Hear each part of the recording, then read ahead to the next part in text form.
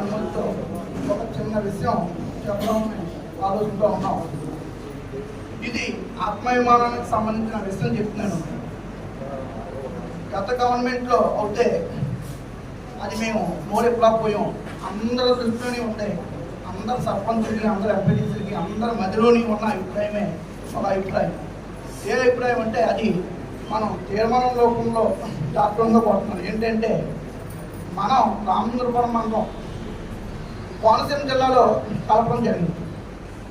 కానీ అది అందరి యొక్క ఆత్మాభిమానం కాకినాడ జిల్లాలో కలపాలని ఆలోచన అందరికీ ఉంది.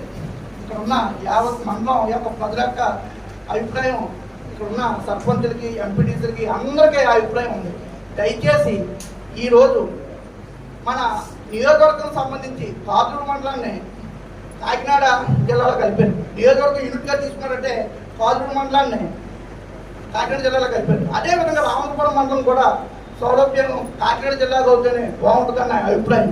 ఈ విషయాన్ని మన మండల పరిషత్ సరస్వతి తీర్మానం సందర్భంగా తీర్మానం చేసి అందరూ ఒక్కసారి తప్పట్లో ఈ తీర్మానం ఆమోదించవలసిందిగా కోరుతూ, అదేవిధంగా మన గ్రామాల నుంచి కూడా గ్రామ సభలో అదేవిధంగా